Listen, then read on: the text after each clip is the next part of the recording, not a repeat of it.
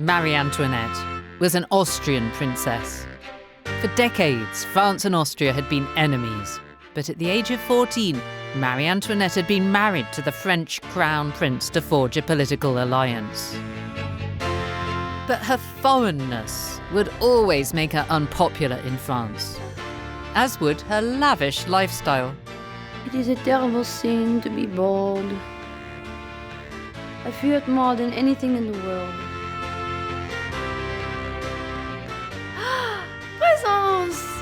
Marie Antoinette was notorious for her love of shoes and dresses and parties. Beautiful.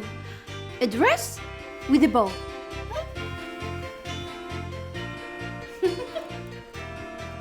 Exaggerated, ludicrous accounts of Marie Antoinette's self-indulgence are circulating everywhere.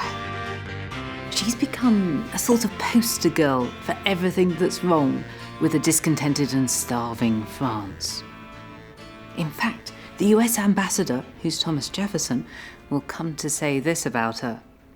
Had there been no queen, there would have been no revolution.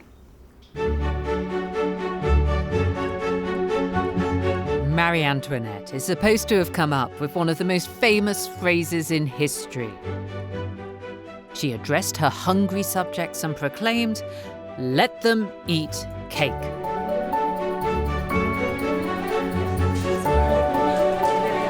The words are still taught to almost every school child in the world. They're used to prove the Queen's indifference to her people. But did she really say, "Let them eat cake"? For a start, the phrase in French is "qu'ils mangent de la brioche," meaning brioche, a kind of an eggy bun. But "let them eat a kind of eggy bun" isn't quite so catchy in translation.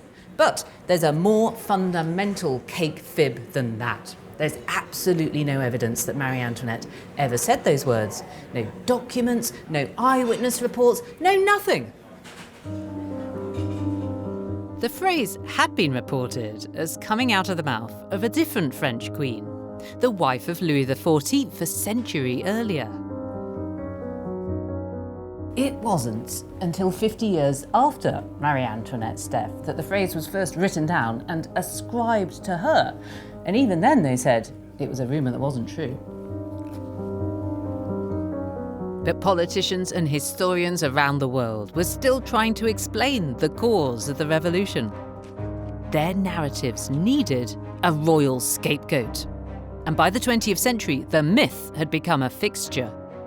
This is an American history primer from 1918, and they've put it like this. When at last the court, overwhelmed with debts, had so far crushed the people with taxes that they had no bread to eat, Marie Antoinette cried out, "If they have no bread, let them eat cake." The words have been put into her mouth to show how thoughtless and out of touch she was. But worse than that, they've been used to justify the bloody events that followed.